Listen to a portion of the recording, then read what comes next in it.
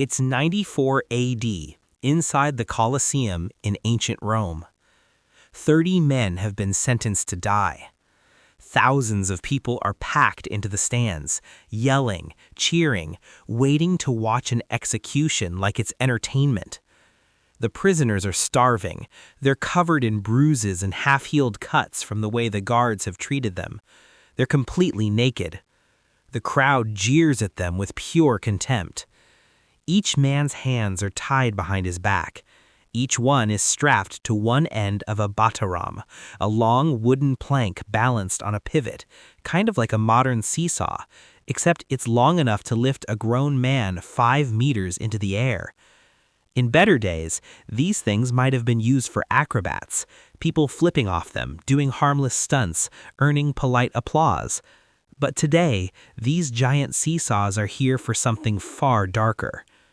Suddenly, you hear the groan of wood scraping, the clank of chains. Through a system of elevators under the arena floor, 20 lions rise up into view. They've been kept hungry for this exact moment. The lions pause, they sniff the air, their eyes lock onto the helpless men, and then, with a roar, they charge. The prisoners panic as the beasts rush toward them, and in seconds the lions are on them. The men closest to the ground leap away at the last second, shooting upward as their end of the plank rises, safe for a moment from the claws and teeth that would shred them if they stayed down there. But that brief safety comes with a price. Because when one end goes up, the other end drops, and the men on the opposite side are lowered helplessly toward the arena floor, right into the lion's reach. Arms, torsos, faces, genitals, exposed, torn apart by razor claws and fangs. The lucky ones get a fast bite to the neck and die quickly.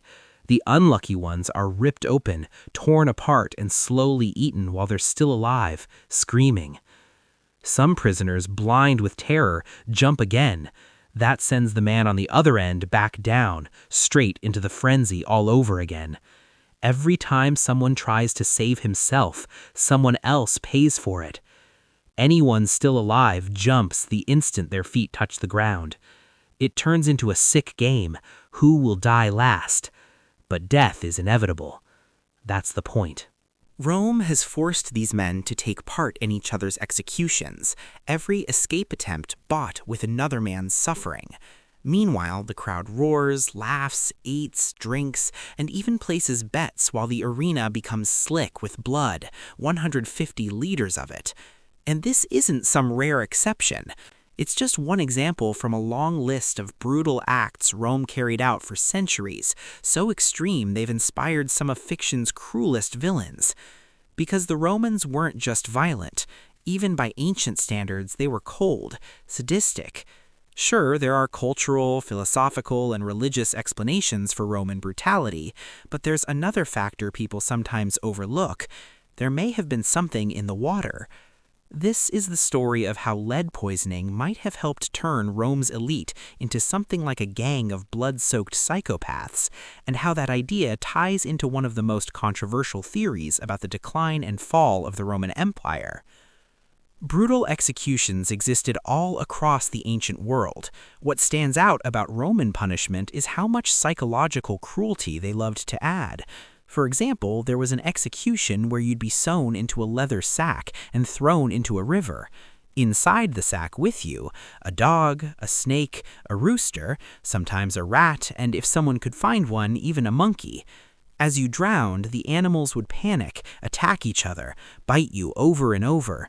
Drowning is already terrifying, but now imagine drowning while being scratched and bitten from every angle, trapped in darkness, unable to breathe, feeling that slow, unstoppable doom close in.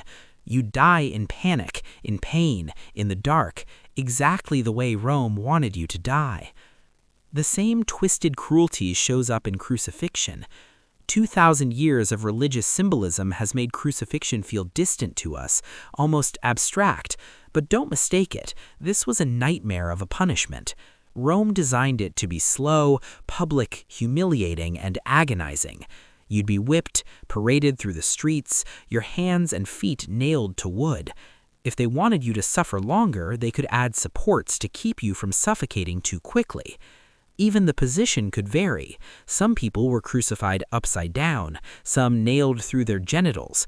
Women might be crucified facing the wood with their breasts and private parts pressed against it to preserve modesty. And when the cross was dropped into the hole in the ground, the thud mixed with the victim's screams was part of the show. Then you were left there, starving, baking under the sun, dehydrating, collapsing, suffocating, in full view of everyone. It wasn't just execution, it was ritual humiliation.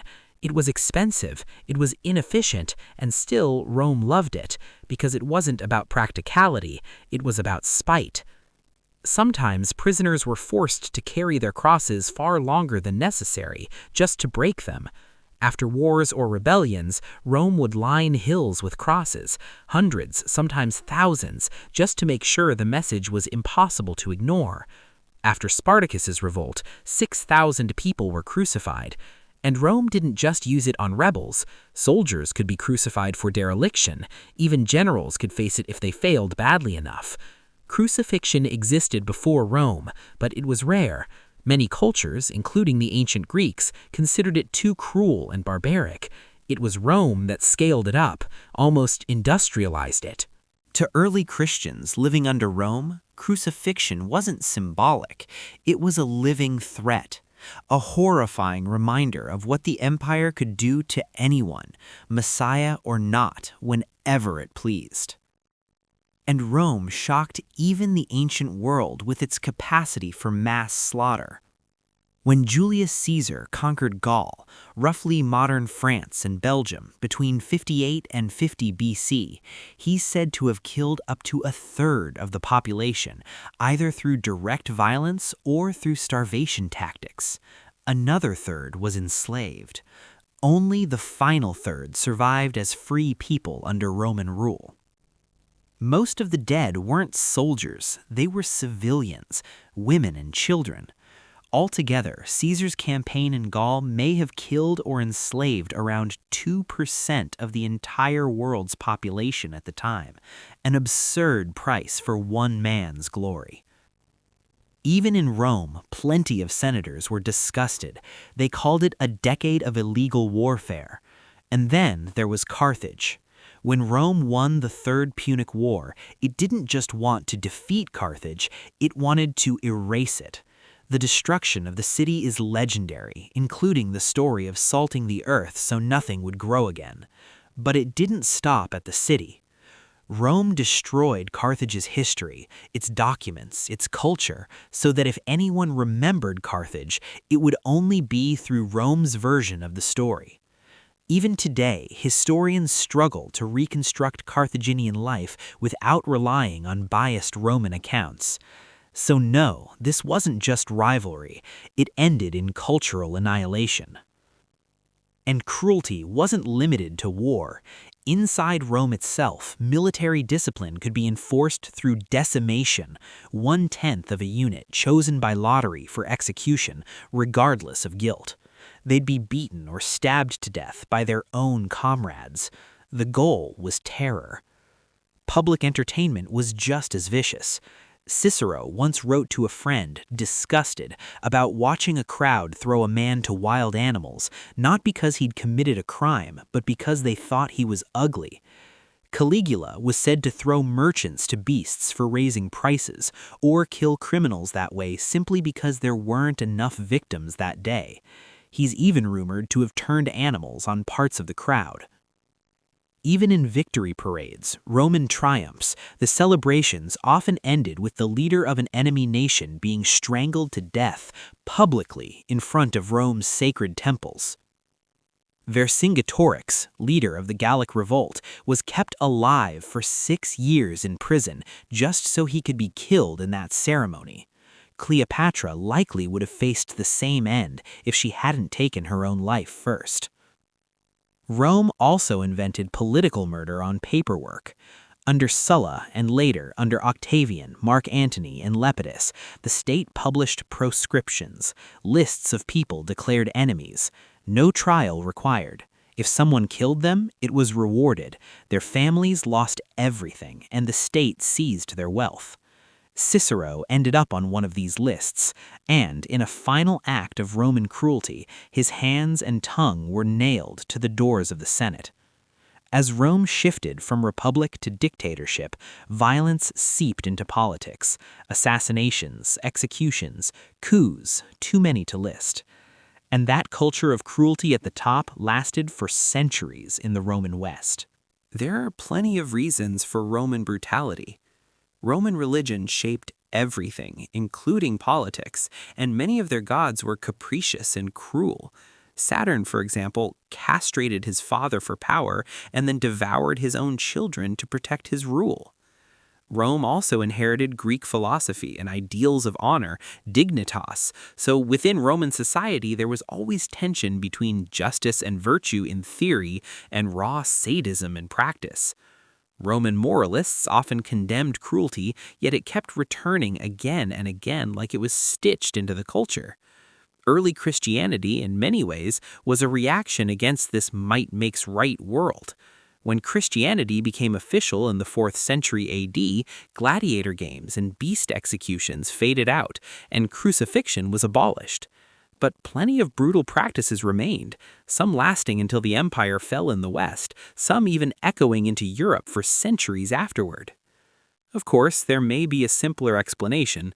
Rome won because it was more ruthless than its rivals, and once constitutional safeguards broke down, corruption and violence became normal. That's a pattern we've seen in many later dictatorships too. When law collapses, society starts eating itself. All of that matters, but there's also one strange chemical factor that might have made everything worse: lead. Rome had advanced plumbing, water brought in by aqueducts, piped into homes, apartments, public fountains.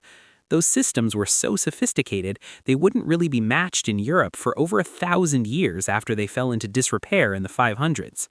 But the pipes were often made of lead. Today, we know lead is toxic. Even in Rome, some people suspected that water from lead pipes wasn't healthy. They knew water stored in clay and earthenware was safer than water in lead containers. Still, city dwellers had little choice. Now, to be clear, Rome probably wasn't getting instantly lethal lead doses from water. Water often flowed continuously, so it didn't sit in pipes long enough to absorb huge amounts of lead. And sometimes pipes developed a calcium layer that insulated the water. But the risk wasn't about one massive dose. It was about small exposure, every day, for life. People drank the water, washed in it, rinsed food with it. And not every pipe had protective buildup. Pipes got replaced. Some water sat longer. In some systems, contamination could be higher. Modern studies suggest this wasn't just theory. In 2014, French researchers argued lead levels in Roman pipes could be at least 100 times higher than nearby spring water. Not deadly, but enough to raise lead levels in the body. In 2019, a study of skeletons from Roman-era London found lead levels 20 to 40 times higher than in pre-Roman skeletons, high enough to plausibly affect health. And lead exposure wasn't just water. Lead cookware existed, especially among the wealthy. Lead was used in food preservation. Lead acetate was used in some medicines and as a sweetener in wine. And that wine sweetener?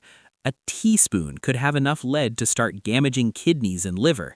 Some aristocrats might have been drinking half a liter to 2 liters of sweet wine every day. Add cosmetics, some of them loaded with nasty chemicals like arsenic, and you get a picture where the Roman elite and city residents in general had much higher lead exposure than rural peasants. Lead enters the body by eating, inhaling, eye contact, or absorption through skin. So drinking it, eating food washed in it, even bathing in it, any of it could add up. Once inside, the body stores lead in bones, blood, brain, kidneys, liver, lungs, and it interferes with basic cellular and neurological function. A huge dose can cause numbness, severe headaches, rapid heartbeat, anxiety, weakness, vomiting, diarrhea or constipation, weight loss, organ damage, even shock and death. But again, Rome likely faced mostly chronic, low-level exposure, the kind that builds over years. That kind of exposure can cause joint pain, which Romans might have thought was gout, digestive problems, sleep issues, stupor, slurred speech, blurred vision, swelling in the brain. Neurologically, it means personality changes, irritability, delirium, depression, apathy, sometimes seizures, sometimes coma. And here's where things get unsettling. A number of Roman emperors and elites, people we have decent biographical descriptions for, show symptoms or behaviors that could fit lead poisoning. Julius Caesar, for example, had seizures, though epilepsy is also possible. Caligula had a sudden violent personality shift after illness. Claudius had physical and intellectual issues that matched the profile too. Lead is even worse for children. Children absorb up to 5 times more lead than adults, and lead can devastate a developing brain. If a Roman child grew up in a city surrounded by lead pipes, contaminated containers, sweetened wines, medicines, the doses an adult might tolerate could permanently damage that child. Lead stored in the body can remain for decades. Childhood lead exposure has been linked to attention disorders and lower IQ, but also to impulsivity, aggression, cruelty to animals, bursts of anger, low empathy, traits associated with sociopathy or psychopathy. Modern studies have linked childhood lead exposure to higher risks of adult violent behavior, substance abuse, and unstable relationships. And some experts even argue that removing lead from paint, gasoline, and plumbing helped reduce crime rates from the 1990s onward. Of course, lead isn't destiny. Violence comes from many causes: poverty, trauma, neglect, mental illness. But higher lead exposure absolutely increases the risk of serious developmental problems. Now imagine this across generations. Dose a generation of Roman elites with lead as children. Watch those developmental issues mature into personality disorders. Continue the exposure into adulthood. Then they raise the next generation under the same conditions. Over centuries, you could end up with a culture whose ruling classes are, on average, more prone to brutality, impulsive cruelty, and callous disregard for human life. A culture that thinks it's normal entertainment to strap prisoners onto seesaws and watch lions tear them apart. Put those people in charge of a Mediterranean superpower for 8 centuries, and you might get ancient Rome. Even more interesting, chronic lead poisoning would be mostly a city and elite phenomenon. Rural peasants, maybe 65 to 85% of the population, likely had less exposure, so the cruelty might have felt even more shocking to them than it does to us. Even in pre-modern Europe, where public executions were still entertainment, accounts of Roman cruelty were considered extreme. Now, some people take this theory too far. The idea was first proposed in 1909 and revived in 1983. Some claimed lead poisoning brought down the Roman Empire. Most ancient historians reject that. It's too neat, too monocausal. Rome's decline had too many moving parts: disease, famine, economic strain, political breakdown, military pressures, migrations, invasions. It was a perfect storm. Also, if lead poisoning mattered, it was present even when Rome was at its peak, and bad rulers exist in plenty of cultures without lead pipes. Plus, Romans did have some awareness of lead's harm. Writers like Vitruvius warned against it. And the strongest evidence for widespread lead exposure comes from newer paleopathology studies, especially skeleton analysis. So the lead destroyed Rome claim is probably a stretch. But the more reasonable question, did mild chronic lead exposure affect Roman health and behavior over generations? That's still open. It's supported by modern archaeology, and it lines up with what medicine knows about lead and child development.